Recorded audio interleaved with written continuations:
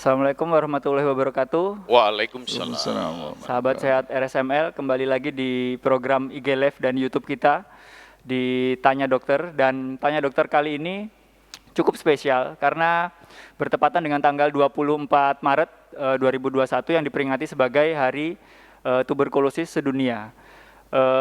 Pada hari ini kenapa menjadi spesial? Karena hari ini kita berkolaborasi dengan TB Mentari dari PP Muhammadiyah. TB Mentari ini adalah program dari PP Muhammadiyah untuk dikhususkan kepada penanganan TB, baik yang sensitif obat maupun yang resisten obat. Menjadi spesial juga karena hari ini kita kedatangan tamu yang luar biasa. Jadi pada hari ini kita akan berbincang-bincang mengenai masalah tuberkulosis ini, terutama di daerah Lamongan. Dengan sudah hadir bersama kita hari ini, Dr. Taufik Hidayat selaku Kepala Dinas Kesehatan Lamongan. Assalamualaikum dokter. Waalaikumsalam. Sehat nggih pagi ini dok? Alhamdulillah sehat. Nggih dok, alhamdulillah. Walafiat, semangat, Nggih, dok. bugar, megilan. Alhamdulillah. Dan juga yang kedua ini dari Dr. Ganis Cahyono, spesialis paru dari Rumah Sakit Muhammadiyah Lamongan. Beliau adalah spesialis paru di Rumah Sakit Muhammadiyah Lamongan. Assalamualaikum Dr. Ganis. Waalaikumsalam. Sehat juga dong ya? Alhamdulillah. Sehat selalu. Megilan juga ini dok? Megilan. Siap dok.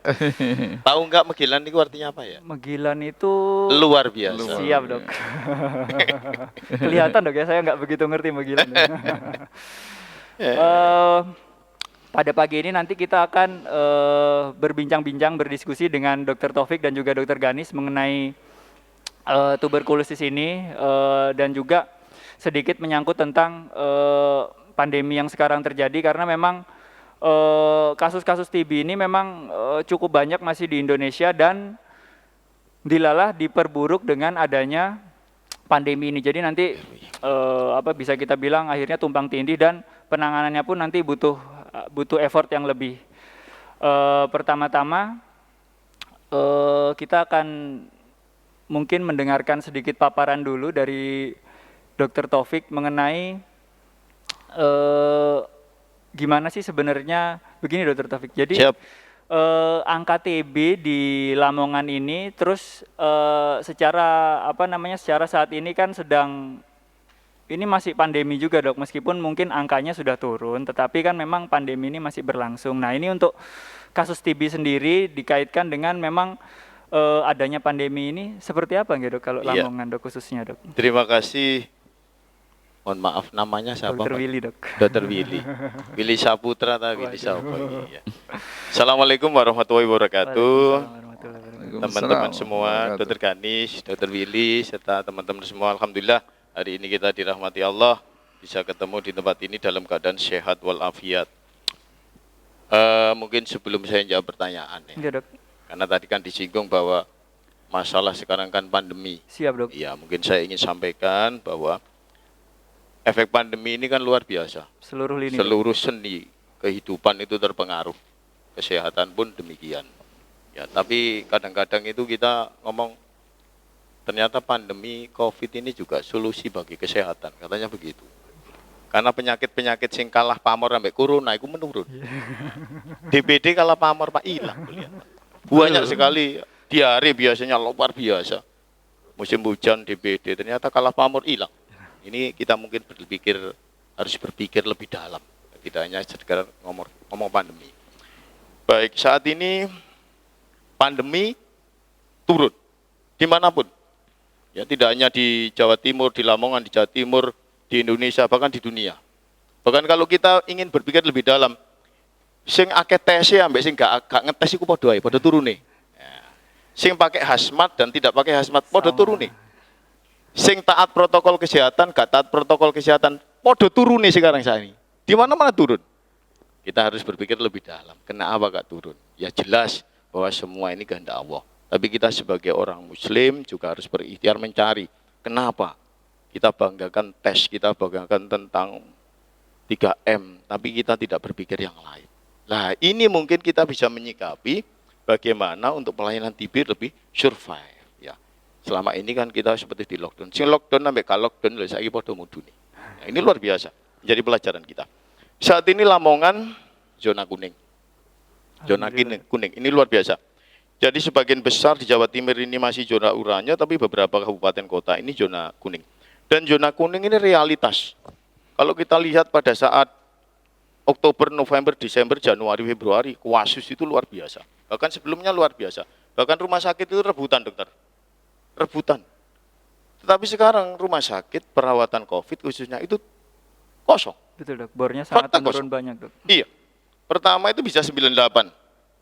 Kan sudah luar biasa 98, goleng-gon gak iso wong anu. Stagnan di puskesmas, ngantri gitu ya. Jadi kan puskesmas itu mau ndak mau, kadang tahu dan tidak tahu ya merawat COVID. Ini faktanya seperti itu. Tapi fakta sekarang bahwa bor kita terakhir 2 hari yang lalu 11%.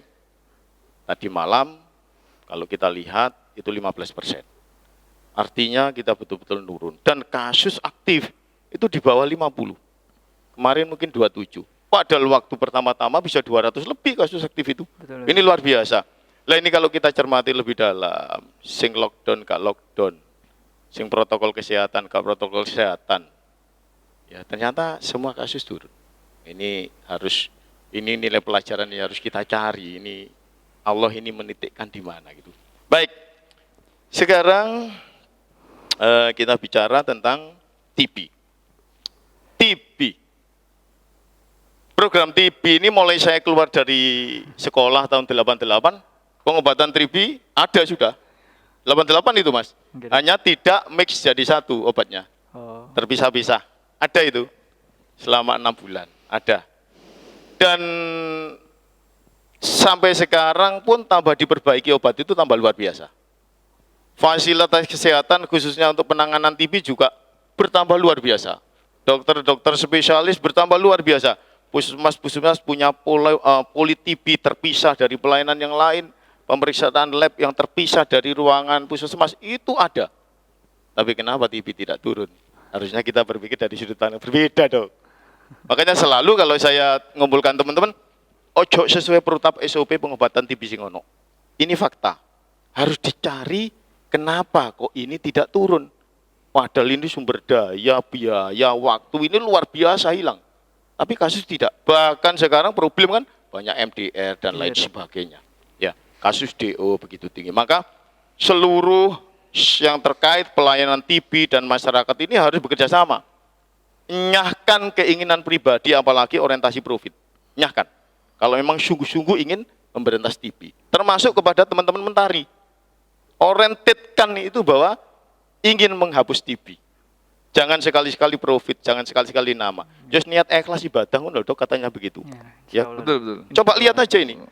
Mulai aku 88 sampai sekarang gitu Mas. Obat tambah wake biaya luar biasa, satu paket itu berapa? Tapi kasus tidak turun. Yo, macam-macam saya luar biasa. Maka ingin saya sampaikan beberapa hal orientasi dan pemikiran saya dalam apa caranya TB ini hilang. Ada beberapa hal.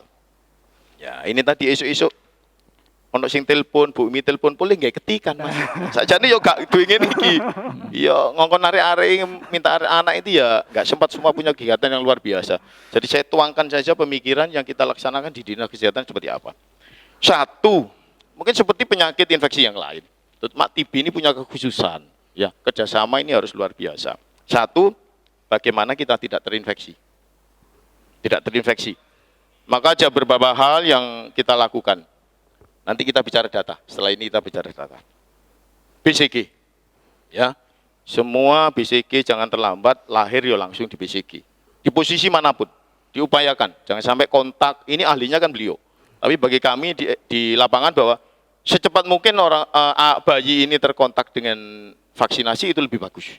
Ya, sebelum terkontaminasi dengan yang lainnya. Ya, BCG. Saya menyadari bahwa omong-omong dengan ahli-ahli menyampaikan efikasinya rendah. Tapi ini ada sebuah peluang, efikasinya rendah. Kalau kita bandingkan dengan COVID, vaksinasi COVID ini lebih rendah. Terakhir saya omong-omong seperti itu. Saya nggak usah sebutkan nanti jadi pesimis. Tetapi BCG dari pengalaman saya di bawah, ini bisa mengurangi kasus-kasus pada bayi, khususnya adalah miliar TB. Ini kayak saya mati, oh iya seperti itu. Karena miliar TB muncul juga karena faktor di keluarga itu ada apa, ada sesuatu. Maka ini penting BCG pada saat-saat titik awal setelah lahir itu sangat penting. Jangan ada delay. Ini mungkin yang diupayakan semua tempat persalinan harus berpikir itu. Yang kedua tentu kualitas. Kualitas kan dua. Vaksinnya harus viable, berarti jaga cold chain. Yang berikutnya adalah teknis pemberian. Karena BCG ini khusus dokter ya. Tidak semua orang, apalagi yang tua-tua ini, yang tremor ini, ya mungkin gagal. Karena dia intrakutan. Ya, intrakutan. Kalau tidak terbiasa, tidak biasa. Walaupun dia seorang dokter, maka melatih ini adalah sangat penting. Ya tidak hanya melihat saja. Kalau subkutan, ya, subkutan maupun intramuskuler itu melihat saja bisa. Tetapi kalau ini melihat saja tidak bisa. Harus berlatih. Dan jangka panjang tentu yang sangat penting adalah bagaimana kita mencegah stunting. Ya, karena stunting adalah itu terbentuk organ-organ termasuk kekebalan yang luar biasa, sehingga ketika ada vaksinasi tentu kualitas antibodinya akan cukup tinggi. Jadi stunting ini kita mulai pada 1000 HPK, mulai remaja ada kelas catin, kelas ibu hamil, tujuannya adalah jangan stunting. Ketika dia lahir tidak stunting, tentu potensi-potensi untuk memunculkan kekebalan karena organnya terbentuk ketika lahir sangat bagus, antibodinya insya Allah akan lebih bagus. Nah ini program kita Lamongan adalah Lamongan menuju zero stunting. Semua harus berperan di situ. Dan tentu prokes. Prokes. Alhamdulillah ini ada COVID. Prokes ini khususnya masker menjadi sebuah kebiasaan dan kebutuhan. Ini tentu hal positif untuk TB juga. Ya ini sangat penting. Lah kemudian yang penting lagi adalah andai kan terinfeksi, kita harapkan sembuh. Jangan sampai cacat, ada sequel. Jangan sampai terus DO. Jangan sampai MDR. Jangan sampai meninggal. Nah untuk ini ada upaya-upaya yang harus dilakukan. Apa? Satu, kita harus deteksi dini. Ya, deteksi dini dokter, ini sangat penting. Makanya mohon maaf. Peran puskesmas, peran-peran bidan, perawat di tingkat desa ini luar biasa. Harus dimaksimalkan betul, tidak hanya sebagai jaringan, tetapi bagaimana untuk deteksi dini. Karena ketika deteksi lebih dini, maka kita temukan kasus tidak kasus berat, kesembuhannya, sequelnya akan bisa dihindari. Ya, deteksi dini. Maka mohon maaf dokter, mohon maaf betul. Nanti ada di dalam, di bawah ya. Kemudian ketika kita muncul itu, ya tidak lanjuti. Ya kalau kita di COVID kan ada tes tracing seperti itu. Kalau kita kan kontak erat ada 115 dan lain sebagainya. Ya, kalau saya bilang tidak boleh 115 saja. Tidak boleh kontak erat karena ada satu kasus kemudian muncul 115. Tidak boleh. Tetapi adalah semua orang yang kira-kira kita lihat secara klinis dia perlu kita curigai, maka itu harus diintervensi. Ojo ngenteni ono kasus terus 115. Ya, ini yang tidak kita harapkan. Ya. Jadi deteksi dini penemuan penderita secara kuat ini sangat penting. Percuma kesembuhan tinggi bahkan 100% kalau kita banyak kasus di bawah yang tidak kita temukan. Jadi yang sangat penting adalah penemuan. Makanya penemuan dini adalah sangat penting. Karena nanti beliau pasti menyampaikan bahwa ketika minum obat setelah beberapa minggu, maka kualitas penularannya akan menurun. Kan begitu. Ini sangat bermanfaat. Ya. Kemudian ditindaklanjuti dengan pemeriksaan sputum. Ya. Sputum. Sekarang kan kita punya TCM. Kami mohon teman-teman di lapangan tidak mengandalkan TCM. Ya, dari pengalaman TCM ini sangat sensitif. Orang pos TB itu kadang TCM-nya itu masih positif. Kalau dia berobat ke tempat lain di TCM dan dia tidak menggali riwayat penyakit, maka dia diobati lagi. Ini problem. Jadi jangan mengandalkan TCM. Ya, TCM iya. Ya, tapi kalau saya sangat mengandalkan dan memohon ikuti semua. Klinis itu yang utama. Ya ini peran kita di sekolah kan dididik itu. 95% lebih kita sebenarnya bisa mendiagnosa seseorang penyakit tanpa penunjang. Ini yang kita asah, khususnya pada TB. Ya, klinis ini sangat penting. Kemudian lanjutkan dengan sputum CCM. Tapi satu lagi saya minta, ronsenologis. Bahkan saya berharap ketemu dengan provinsi kemarin ada kunjungan ke sini, saya sampaikan, tolong masukkan ronsenologis adalah diagnosa awal, jangan TCM maupun sputum. Ya, harus porsinya tinggi. Ya, kemudian secara klinis dan keahlian kita sebagai dokter yang telah diasah, itu yang menilai ini perlu obat atau tidak. Ya, jangan lepas TCM tok padahal dia sudah pernah diobati, jangan lepas ronsen tok tanpa melihat klinis. Ya, ini sangat penting. Bahkan saya kalau TCM tidak bisa untuk monitor kesembuhan. Kalau COVID dibilang 14 hari, oke lepas. Ya. Tanpa melihat foto. Padahal kadang kan foto ini cek nemen. Juga mungkin untuk dilepas untuk pulang. Sama dengan untuk TB.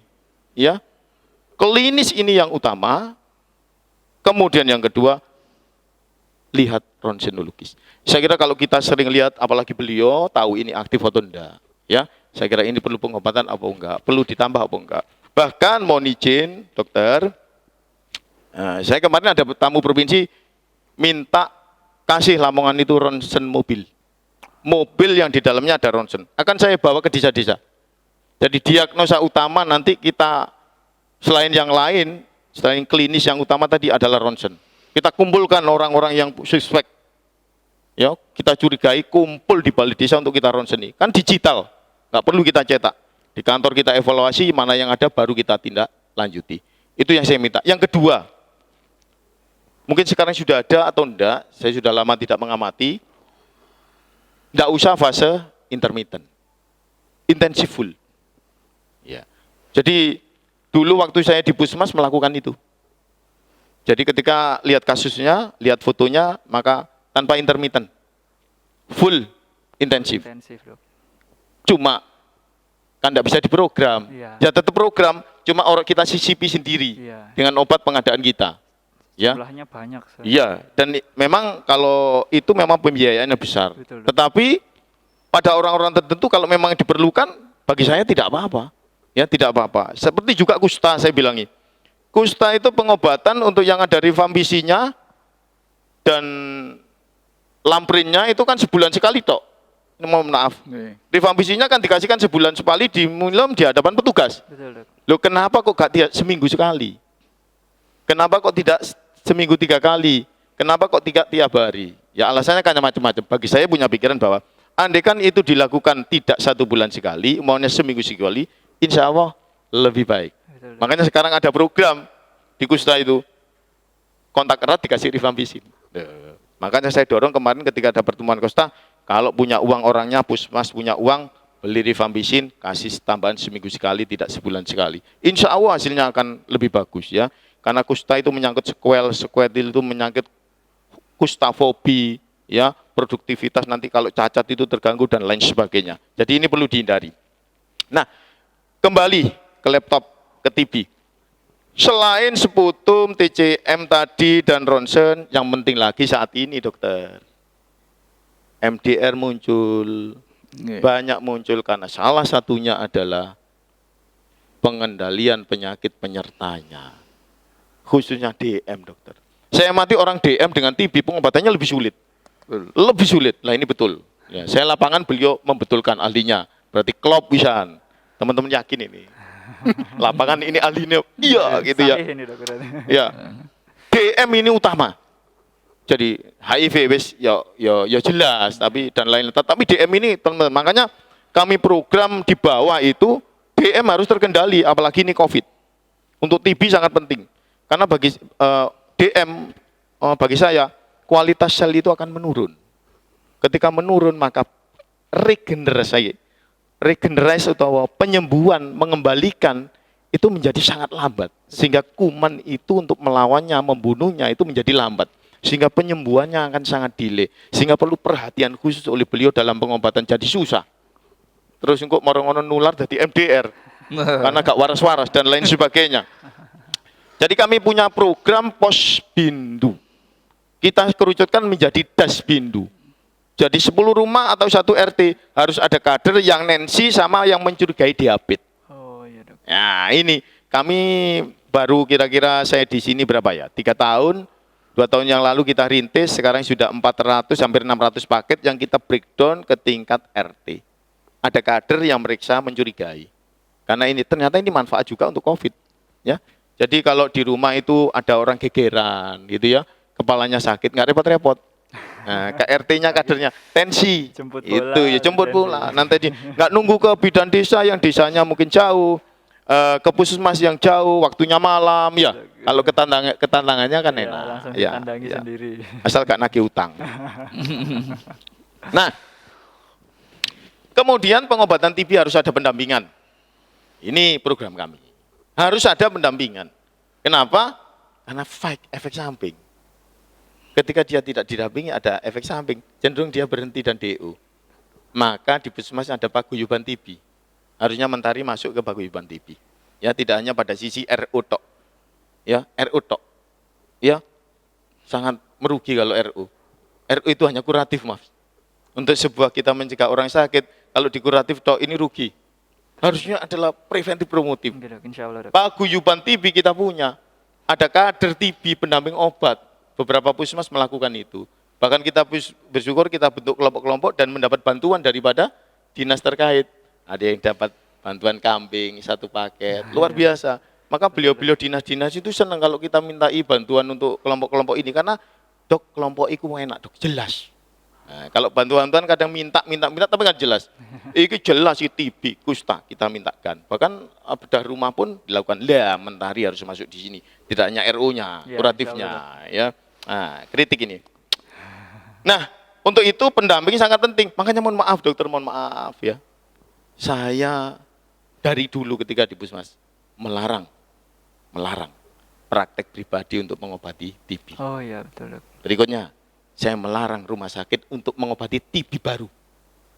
Karena ketika DO tidak punya jaringan, nggak ada pendamping, cenderung dia putus, maka risiko MDR akan muncul. Maka surat sudah lanjutkan itu. Kalau dulu saya ke puskesmas, pemenang saya di tingkat kecamatan, dokter yang praktek di situ, perawat bidan, saya larang. Kalau dia melakukan, saya panggil. Dia harus bertanggung jawab, tidak DO. Sekarang saya di kepala dinas, saya kirim sudah surat kepada seluruh rumah sakit. Jangan mengobati TB baru, serahkan ke puskesmas, karena nanti ada jaringan DO. Tetapi, rumah sakit wajib menerima rujukan. Karena tidak semua pasien TB itu tidak bermasalah. Sekarang ada DM dan penyakit penyerta. Ya, ada yang sudah terlambat PPUK, maka rumah sakit harus siap untuk menerima rujukan. Jadi kuncinya di situ. Ya, kuncinya di situ. Untuk menghindari drop out dan MDR. Jadi rumah sakit harus betul-betul berpusat sebagai rujukan penanganan yang bermasalah dan tentu pada RU tadi. Kemudian yang utama adalah harus protokol kesehatan. Saya kira ini gambaran TB secara keseluruhan di kita. Bagaimana kondisi saat ini ketika pandemi? Iya, menurun. Menurun. Karena yang lain menurun artinya bukan kalah pamor seperti yang lain. Iya. Kalau ini karena takut. Nah, karena takut. Tapi coba kalau takut tadi berpikir tadi loh. Yang prokes dan tidak prokes itu turun kasus COVID-nya. Kan gitu ya. Itu jadi pembicaraan. Oke. Saya sampaikan data. Kalau kita lihat kasus secara keseluruhan tahun 2019 ya, kita itu ditarget itu 2.485, tercapai 2.200 hampir ya, hampir. Tetapi ketika masuk tahun 2020 ada COVID, itu ya sekitar hanya 60%. Padahal 2019 itu 90%. Lebih 98%. Kenapa? Memang pengaruh di situ. Ya, jadi pengaruh di kemarin pandemi itu berefek itu. Kemarin sudah saya kumpulkan lagi untuk improve lagi. Kenapa? Kita menyikapi COVID itu harus proporsional. Saat ini kondisinya adalah seperti ini pandemi. Maka kita harus proporsional menyikapi, ya, sehingga masyarakat tidak rugi. Jadi memang ketika pandemi ada penurunan, ya. Jadi ini yang harus kita sikapi. Ini mungkin dari saya, Dr. Willy, sepintas gambaran tentang COVID dan TB. Semoga ini awal dari kita untuk memasang strategi yang tepat. Ya, jangan terbatas pada SOP dan yang ada, tapi harus improve, bisa dipertanggungjawabkan, dan kita ketika improve kita catat betul sebagai bagian dari sebuah penelitian kita yang nanti bisa kita pertanggungjawabkan. Saya kira itu, terima kasih. Assalamualaikum warahmatullahi wabarakatuh. Jadi memang penanganan TB ini harus holistik ya, dari hulu ke hilir dok ya, bahkan sejak seperti itu. Dari awal seorang manusia lahir betul sampai pada 1000 HPK-nya terpapar gitu, sampai terpapar, dan memang memikirkan juga komplikasi yang diinikan dan lain sebagainya. Dan memang kalau dari jenengan tadi ini kan memang program-programnya sudah ditata sedemikian rupa untuk mengeliminir setiap kemungkinan-kemungkinan yang terjadi. Nah ini kita kalau dari kacamata klinisi nih dokter. Nah, ini yang penting ini. Ini kan ini kalau dari dokter Taufik tadi sudah banyak ini program yang dilakukan oleh pemerintah sampai posbindu dan lain sebagainya, menjemput bola mengantisipasi kasus TB ini. Cuma kalau dari klinisi dok, dari kacamata jenengan dok, ini kok TB ini sampai sekarang masih istilahnya masih tetap sangat berbahaya dan bahkan masih tetap ada yang sampai meninggal dunia, maksud saya sampai mematikan gitu dok. Dan juga tadi dokter Taufik menyinggung sedikit tentang yang 1:15 tadi. Nah itu mungkin kalau yang memang ada gejala-gejala langsung saja di tracing ininya. Nah mungkin untuk sedikit mungkin masyarakat sahabat sehat ada yang belum mengerti ini gejalanya gimana sih dok sebenarnya TB ini. Nah itu seperti apa dokter? Baik, Assalamualaikum warahmatullahi wabarakatuh. Waalaikumsalam warahmatullahi wabarakatuh. Alhamdulillah kita dapat bertemu dalam rangka berbincang-bincang sehat ini. Berbincang-bincang sehat. Santai sehat dok. Dan terutama spesial sekali dengan hadirnya Bapak Kepala Dinas Dr. Taufik ini. Terima kasih atas sama-sama dokter. Hanya bisa menyempatkan ke sini Dr. Taufik ya. Saya sudah pernah dengar, saya ini baru kali ini rupanya ketemu Dr. Taufik. Sama dokter. Saya hanya mendengar saja. Tapi saya sejak dulu sudah yakin gini waktu itu ya. Waktu saya masih belum sekolah maupun awal-awal lulus itu. Dr. Taufik di Kembang Bau ya dulu dokter ya. Di sana ada keperawatan nih. Orang-orang banyak yang kan, Dr. Taufik, hebat Dr. Taufik. Saya sudah, memang hebat. Ternyata iya, naik karir beliau ini kan lihat saja. Nah akhirnya jadi kepala dinas. Saya yakin, soalnya memang sejak dulu saya sudah memprediksi, kata canggih Dr. Taufik ini ya, hebat ya. Saya sudah pikirkan begitu Dr. Taufik. Saya memang begitu, cuma saya belum pernah ketemu orangnya, tapi saya sudah feeling gitu. Dipertemukan di sini dok. Iya, alhamdulillah bisa ketemu di sini. Alhamdulillah. Dan beliau adalah juga seorang yang saya rasa inovator ya di bidang kesehatan, itu perlu terima kasih. Baiklah, ini menginjak ke permasalahan mengenai TB ya, dan TB di masa pandemi COVID. Betul dok. Ini tanggal 24 Maret ya, 24 Maret, betul. Merupakan Hari TB Sedunia. Perlu diketahui bahwasanya kenapa kok 24 Maret, Dr. Willy? Oh iya dok. 24 Maret itu ditemukannya Bapak TB itu menemukan kuman namanya penyebab TB, kumannya namanya Mycobacterium tuberculosis.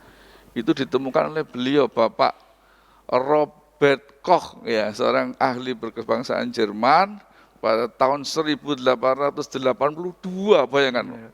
Jauh sekali. Sudah lama ini dok. 1882. Si ini masih bingung dijajah Belanda, kudu bisa apa-apa.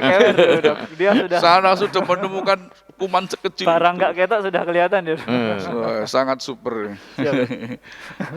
Super sekali. Super sekali. Kita memerlukan ya barangkali di Indonesia itu mencontoh seperti beliau itu. Dia menemukan TB, menemukan baksil postulat Koch, bayangin. Karena beliau tahu, penyakit ada penyebabnya, terapinya sesuai, nah gitu. Kemudian menemu juga bakteri antraks. Antraks. Itu juga beliau. Wah, super sekali ya. Oke, kita bisa mengharapkan begitu. Mungkin dari antara kita, ahli Indonesia, bisa menemukan obat penyakit yang begitu cepat, misalkan COVID. Ditemukan satu pil sekali minum seminggu atau 3 hari kok sudah sembuh lah itu. Lagi. Wah, hebat. Obat HIV, orang penderita AIDS, virusnya terbunuh dengan penemuan itu, wah hebat.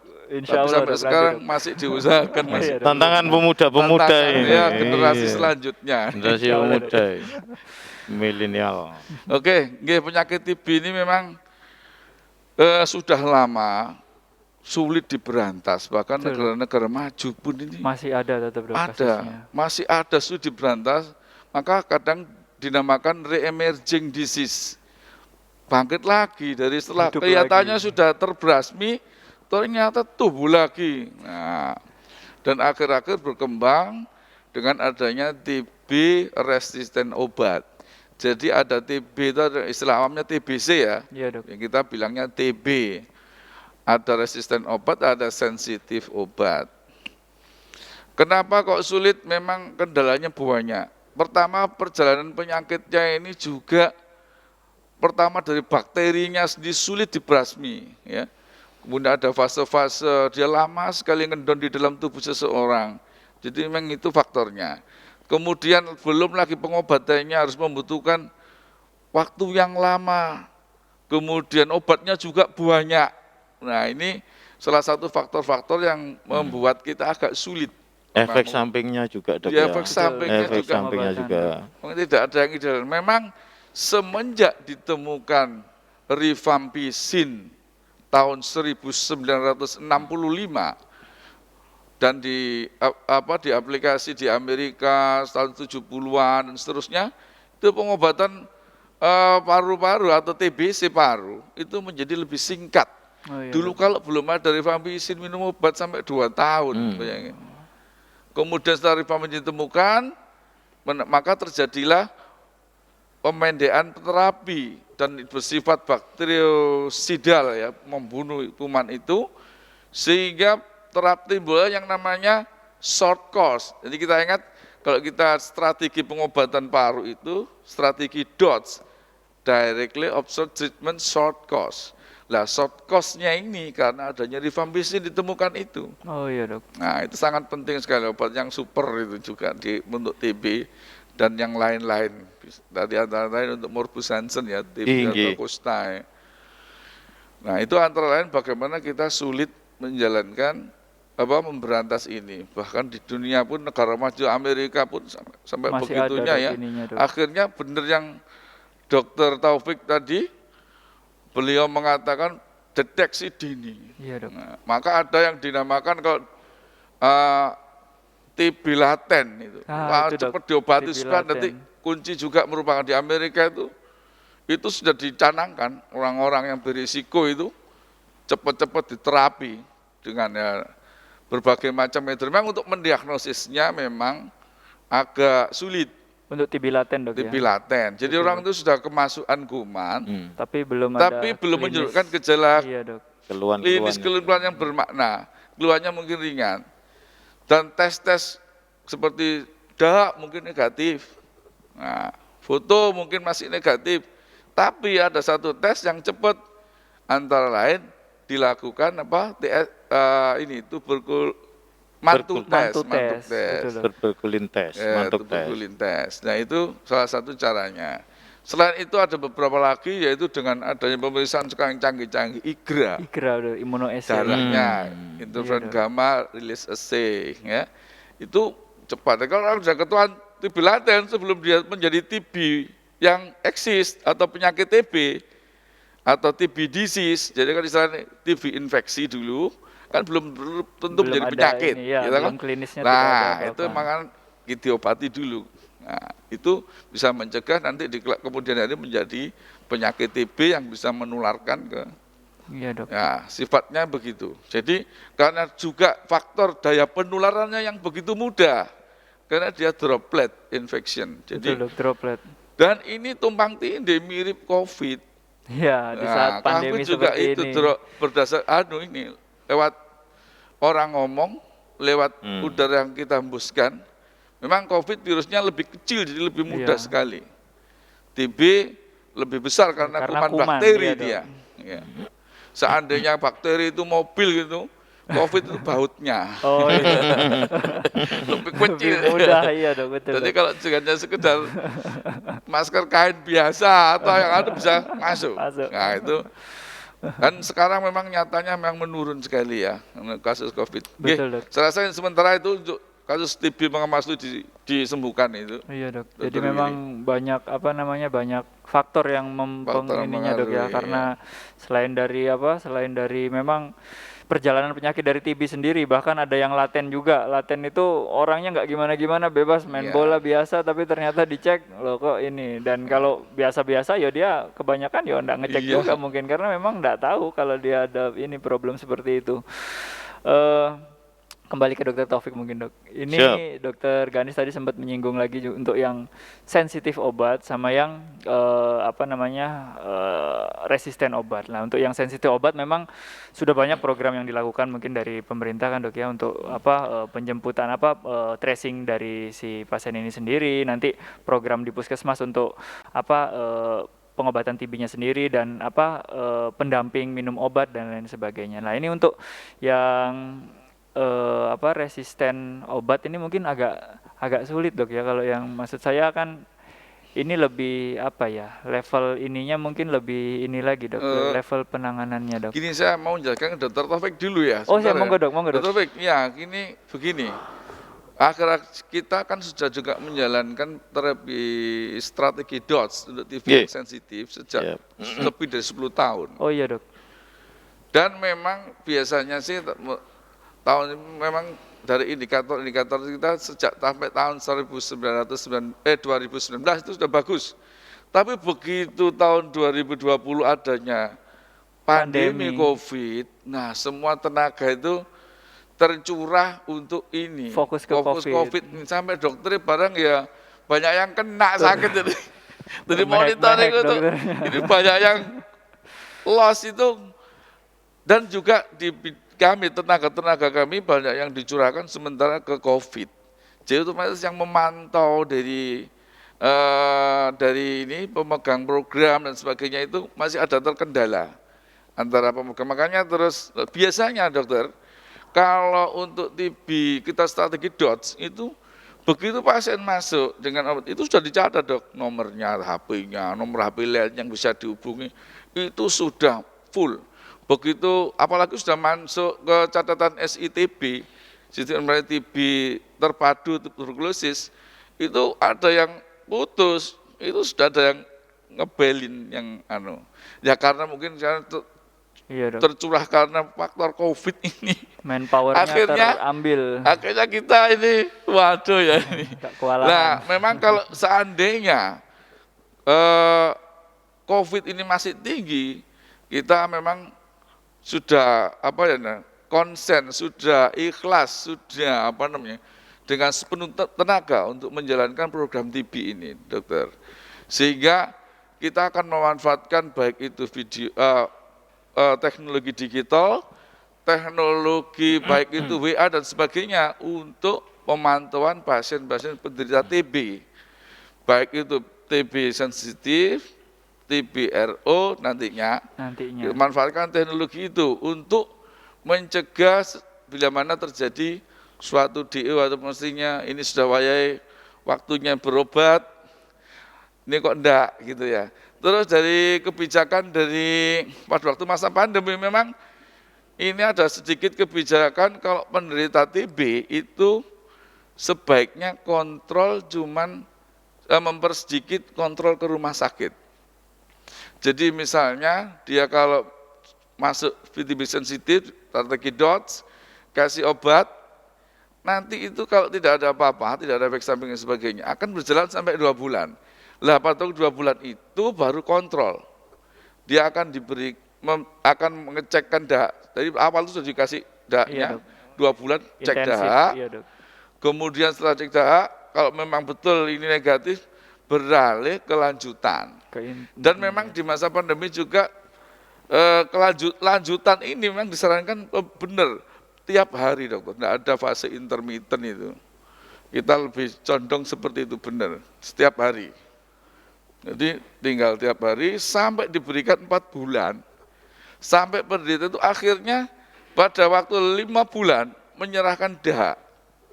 Sambil mesti karena kita punya fasilitas, ronsen ya jelas kalau di rumah sakit akan kita ronsen. Ronsen kontrol. Ya, itu strategi yang kita terapkan kalau seandainya pandemi itu meskipun tidak pandemi, karena kini alhamdulillah COVID sudah menurun, maka kita insya Allah bisa berkonsentrasi, fokusnya kembali ke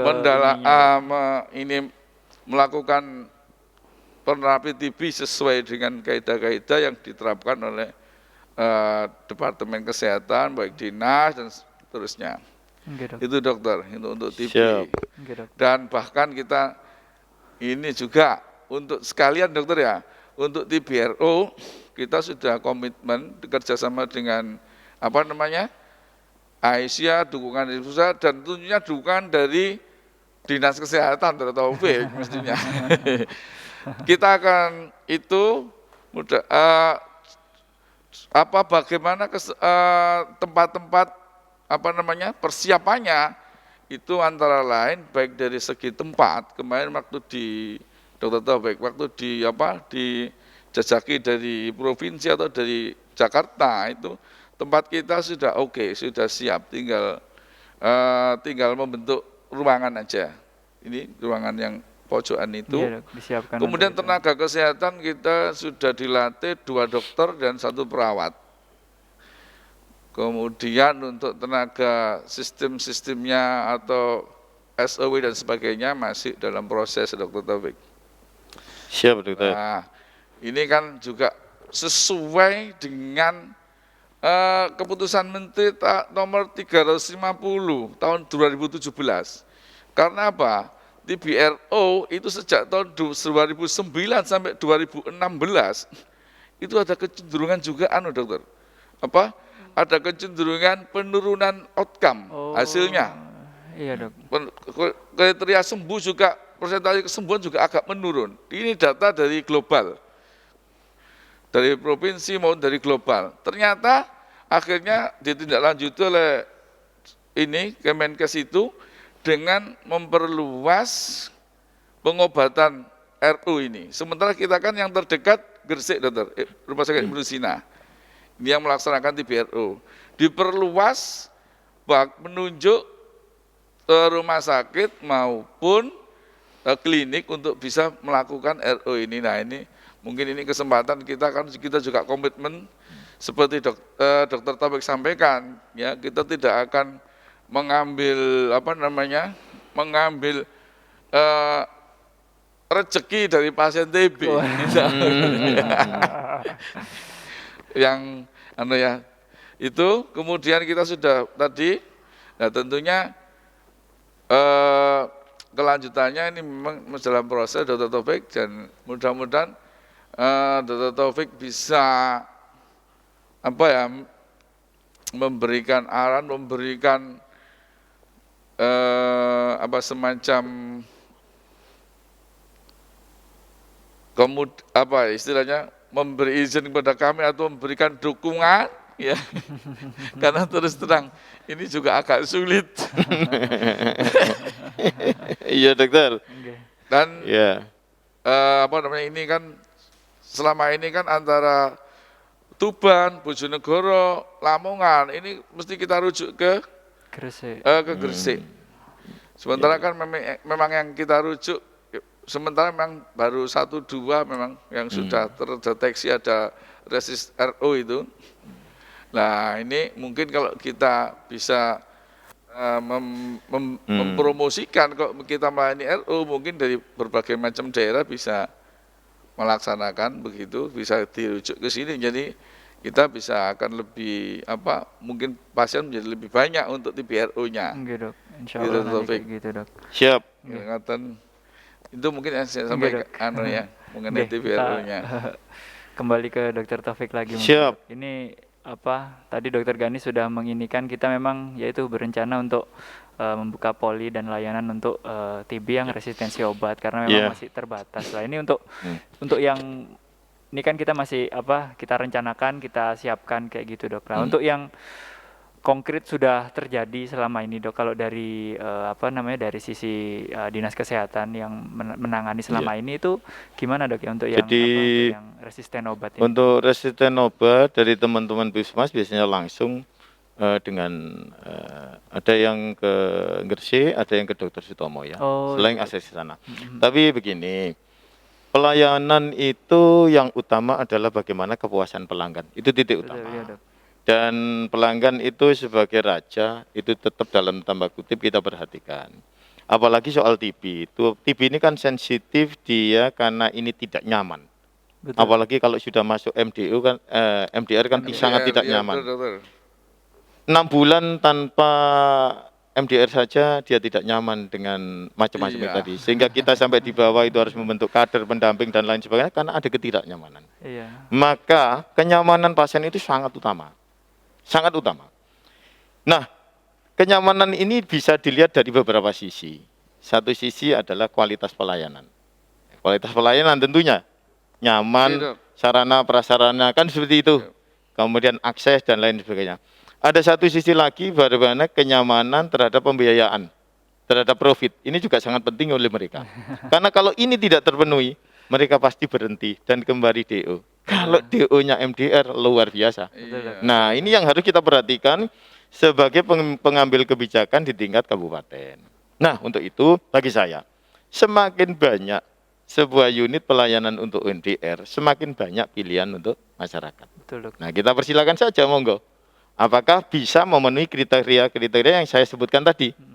Satu, kenyamanan terhadap pembiayaan. Karena kadang ada pasien yang datang, kemudian ada ditambah pembiayaan, maka dia langsung putus. Itu banyak saya temui. Banyak laporan juga. Ya, kemarin diskusi juga ketika ada dari P2 Provinsi datang ke kita diskusi, problem di kita salah satunya adalah itu. Kemudian yang kedua, bagaimana kualitas pelayanan. Kalau di sini saya tidak meragukan, ya. Oke, kualitas pelayanan, sarana prasarana dan lain sebagainya. Oke.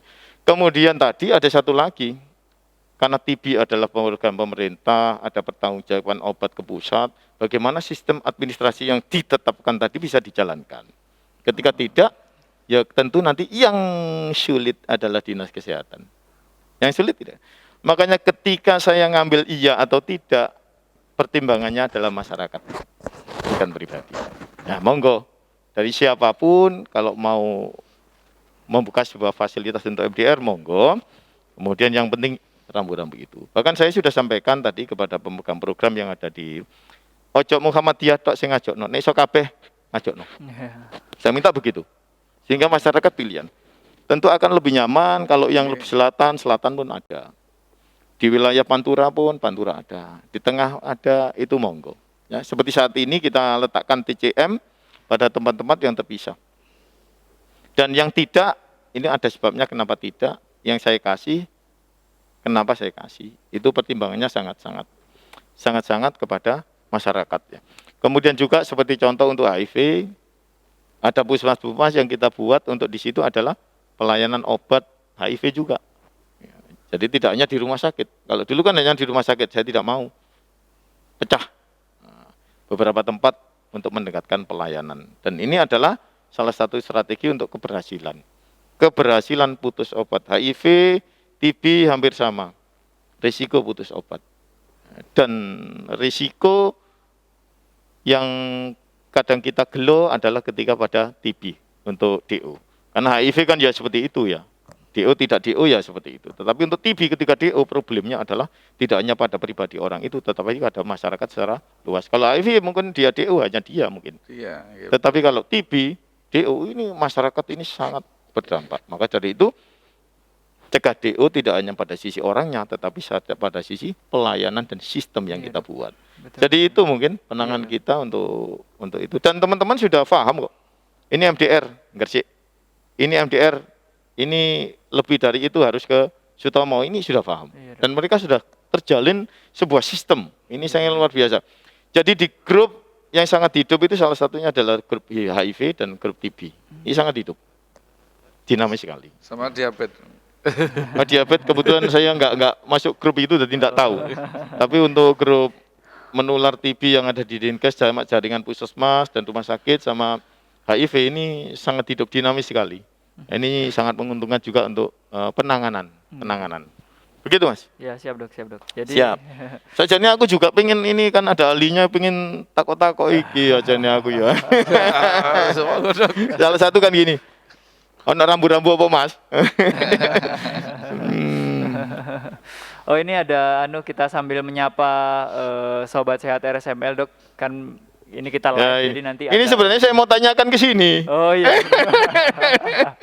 Jadi kalau kita ingin menyelesaikan TB, kita kan nggak berdasarkan pada protap yang ada, SOP yang ada. Oke, Dok. Makanya adakah hal-hal yang harus kita di dinas membahas sebuah kebijakan ini nanti dijamin bahwa ini akan mensukseskan pemberantasan TB di Lamongan. Umpamanya ikut mau.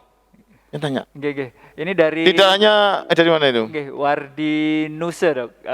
Mohon izin bertanya, apakah sudah ada program untuk pasien TB laten? Lah, ini kalau masalah program mungkin kenjenengan ini mungkin. TB laten ya, Dok. TB laten. Aku aja gitu. TB laten. Sebenarnya kalau saya program itu kan sudah ada SOP-nya. Siap, Dok. Tetapi saya berharap bahwa kita bisa menghandle TB yang masih laten tadi. Oh iya, Dok. Untuk itu loh. Ya opo iki. Kita itu dikasih gambaran. Saya ini suruh apa? Gitu loh. Oh, nggih, betul, Dok. Agar TB laten itu bisa terhandle. Iya. Umpamanya pemeriksaannya, Dok. Ojo ngandalno seputum tok iki, tambah iki. Nah, ini nanti bisa kita suratkan ke semua. Dan ini untuk mungkin nanti kita dorong juga ke pusat, ke provinsi, ke BPJS, ada pemeriksaan tambahan untuk handle TB laten. Nah, ini kalau seperti itu. Kalau sampai saat ini kan belum sampai ke situ di kita. Betul. Tetapi yo, nek aku wong sudah lama kita mengerjakan nggak berhasil harus dicari yang seperti ini. Saya setuju tadi beliau, ya wis terus saya bendino biar 4 bulan nih kusip gitu ya. Ronsen setuju dokter. Jadi nggak harus di ronsen. Kalau program kan nggak harus ronsen ya. Iya, Nek aku ronsen dok wis. Wong teko ndok omah iku wah ketok TB. Ronsen sih bareng secara paralel. Ronsen dengan apa? Sputum dengan GDA mencari penyulitnya. Ini langsung paralel. Kalau saya di Puskesmas saya minta seperti itu. Gak usah nunggu satu persatu, tapi paralel semua harus bergerak. Nah, ini ada tambahan tadi laten adalah salah satu. Cuma begini. Ini ahlinya nanti bisa jawab ya. Satu dokter tadi pertanyaannya, saya jangan suruh apa agar laten ini bisa terdeteksi. Gitu ya. Kemudian yang kedua dokter, untuk laten ini seberapa besar risiko penularannya? Kalau tadi kan laten gurung ada gejala, mungkin paru-paru oke. Belum ada gejala. Belum gejala berarti kan gurung batuk. Iya, belum jelas ini. Artinya dia kelihatan untuk sisi orang itu sendiri ketika dia obati adalah positif. Tapi sisi penularan ini kan, apakah ada jalan lain? Itu loh. Promotif preventif sama kuratif ya apa? Ini yang ingin saya tanyakan. Oh, enggak. Nah, begitu dokter, balikin dengan pertanyaan laten. Gimana dok?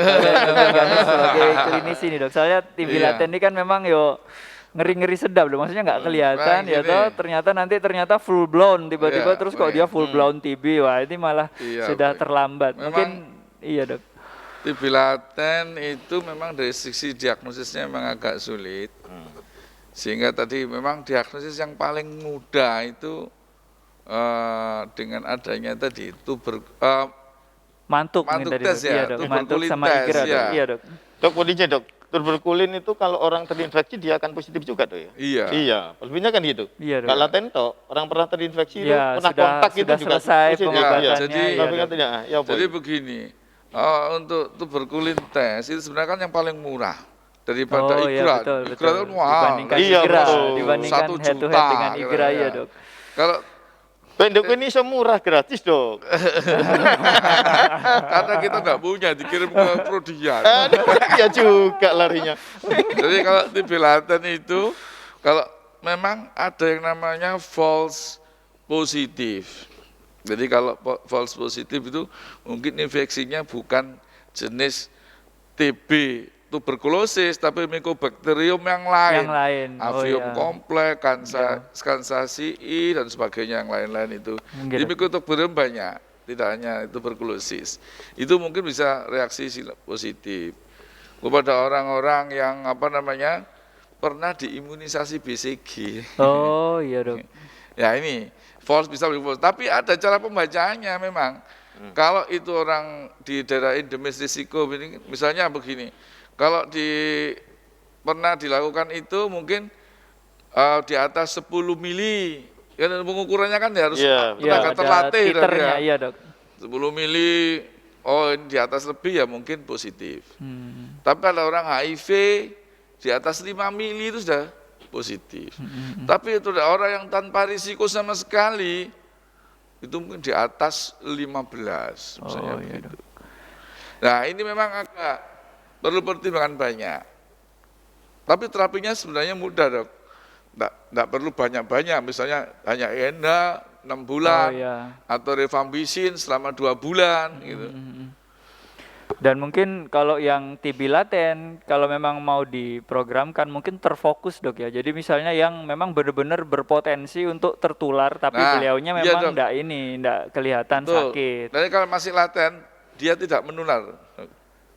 Nggak menular. Karena yang menular itu kalau suatu saat beliau menjadi TB aktif. Iya, Dok. Oh iya, Dok. Nah, itu baru dia menular. Baru ini kalau TB aktif atau TB disease, berarti masih bisa menular. Iya. Memang ya itu, Dok, susah-susah ini, Dok. Susah, Dok, gitu. Susah sulit untuk yang TB laten ini. Mungkin kalau dalam satu keluarga ada seorang positif TB terpapar TB. Salah satu anggota keluarga itu bisa kita lihat bahwa dalam satu keluarga itu tidak semua akan terpapar TB. Betul, Dok. Mungkin ada yang kelihatan TB, ada yang laten, ada mungkin yang sangat sehat. Nah, menurut saya kalau laten, maka dilihat pada satu sisi. Dia punya penyilit enggak? Artinya diakin. Ya, betul. Yang kedua, bisa didorong kalau dia tidak punya penyulit, status gizinya. Ya. Makanya salah satu menghilangkan laten adalah bagaimana kita tidak stunting. Kualitas organ khususnya dalam pembentukan antibodi di fisik itu luar biasa. Maka ketika terpapar di situ, maka dia tidak ada laten. Iya. Saya masih punya keyakinan bahwa gizi yang bagus itu nanti akan bisa mengurangi faktor TB itu. Sama dengan COVID lah. Kalau COVID itu lebih akut, darurat, emergensi, sama dengan TB tetapi agak delay. Oh iya, betul. Jadi kalau fisiknya bagus, maka dia akan kalah. Tetapi kalau fisiknya tidak bagus, maka virusnya yang kalah kalau fisiknya bagus. Kalau fisiknya tidak bagus, maka dia yang akan kalah. Fisik tidak bagus ini tidak hanya faktor fisik, tetapi tekanan batinnya, status gizinya, dan dia kelelahan atau tidak. Kalau dia kerja kelelahan, walaupun dia tidak stunting, maka pada saat itu kondisinya cukup rawan untuk dia bisa berkembang. Maka memanage fisik dengan germas tadi itu ya sangat penting. Germas, Dok, balik. Aku ya kudu promosi germas, Dok. Maka germas, bagaimana cukup tidur, bagaimana gizi, istirahat, jangan merokok, alkohol, stres harus dikelola. Itu semua menjadi sebuah komponen. Jadi makanya saat ini adalah bagaimana satu stunting. Setidaknya ini bisa mengurangi risiko itu tadi. Kemudian pencegahan, bagaimana memanfaatkan fisiknya dengan maksimal, dengan berkualitas. Bagaimana kita prokes tetap ini tadi suka saya. Kalau dulu nyuruh orang pakai ini sulitnya sekali ya. Sekarang luar biasa kita melihat alhamdulillah. Jadi mungkin itu, Dok. Jadi memang meskipun sudah kena, gimana caranya biar ya nggak memperberat kondisi yang sebelumnya seperti itu, Dok ya. Ya saya yakin Dr. Taufik kan seorang inovator, jadi ya gitu lah. Tabulator lah, Dok. Banyak cara. Gitu. Mungkin kita kembali ke Dokter Ganis lagi nih, Dok. Nah ini sedikit ya. Sedikit. Monggo. Tadi betul oleh beliau.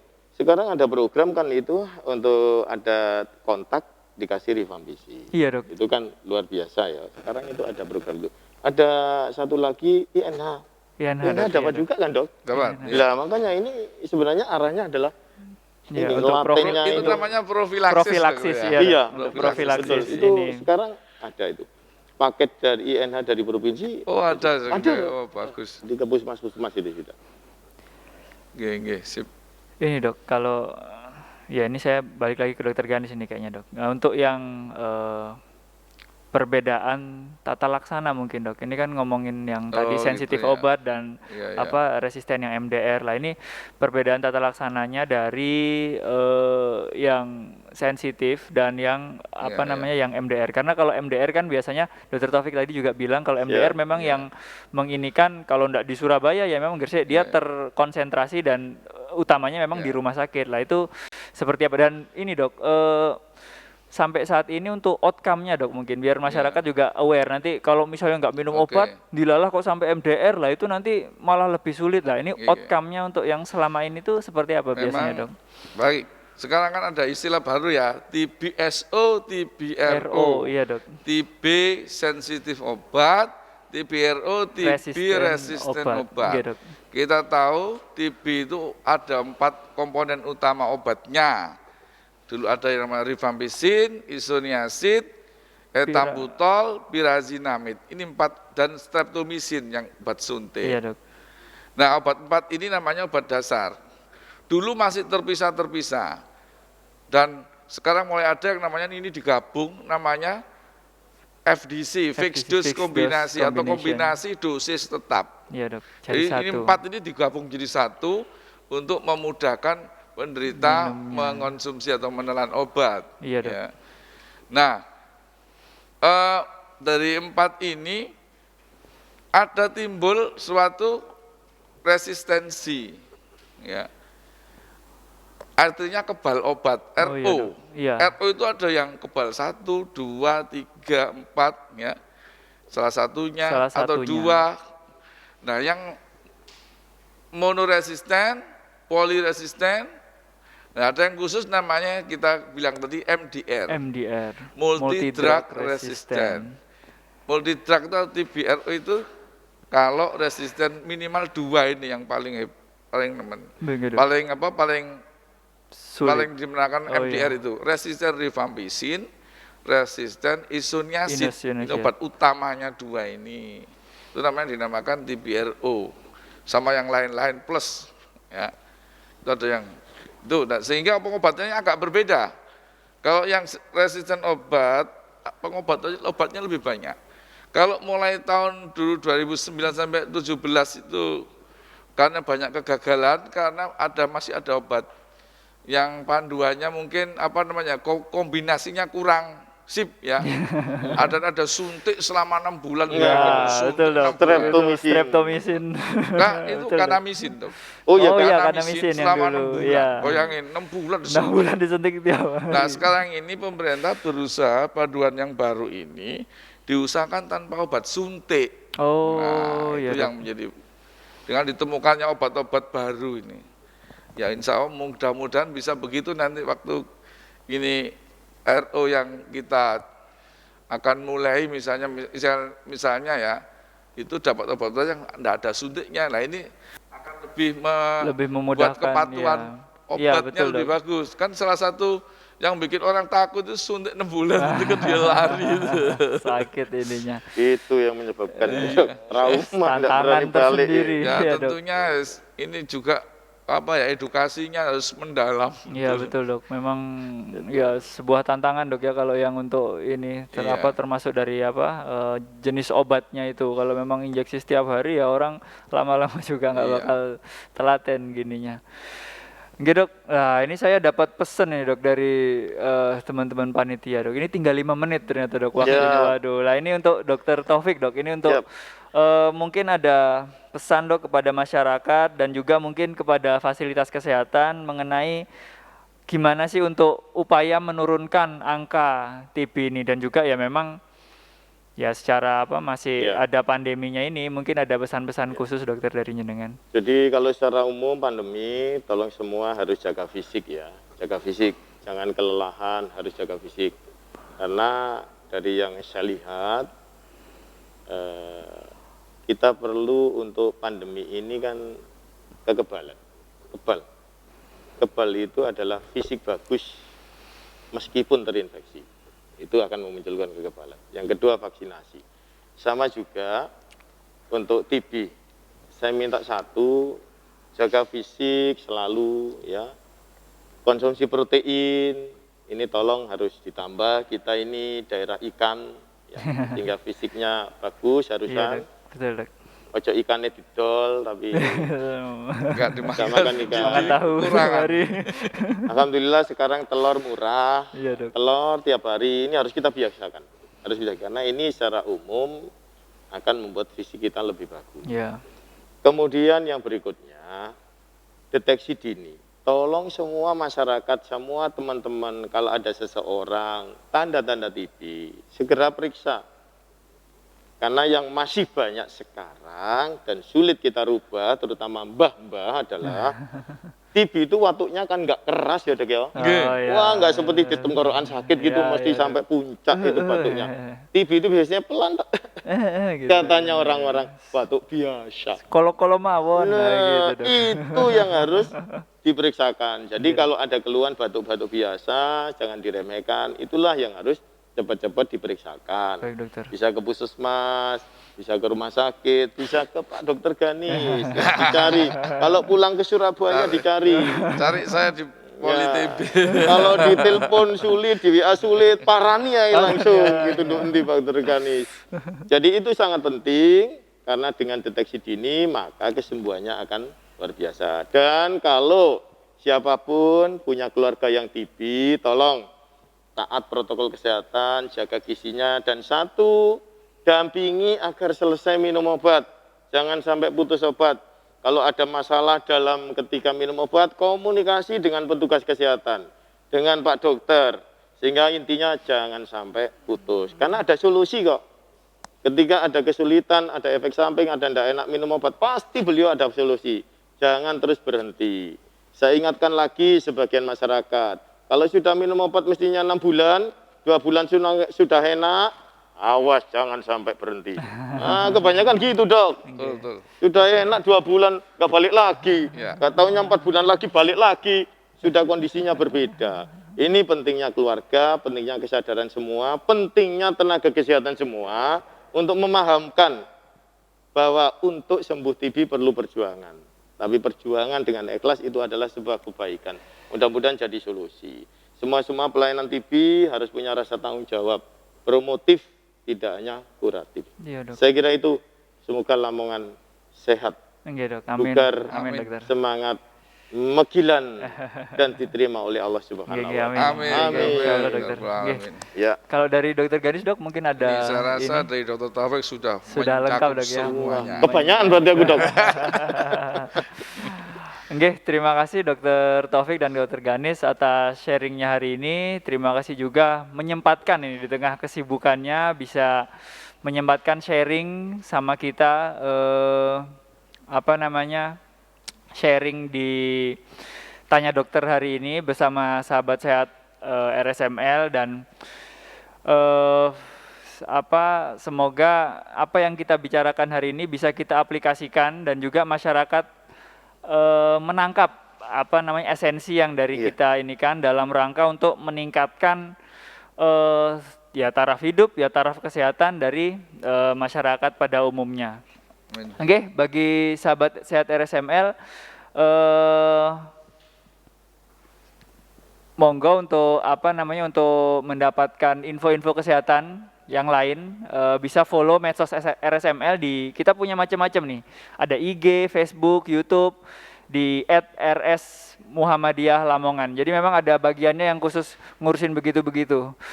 Dan juga tayangan ini insya Allah sudah mematuhi protokol kesehatan. Oke, sekali lagi terima kasih dokter. Semoga tetap sehat dan terus istiqomah dok untuk memberikan kebaikan dokter. Iya. Saya tutup acara hari ini dengan wassalamualaikum warahmatullahi wabarakatuh. Waalaikumsalam warahmatullahi wabarakatuh. Alhamdulillah.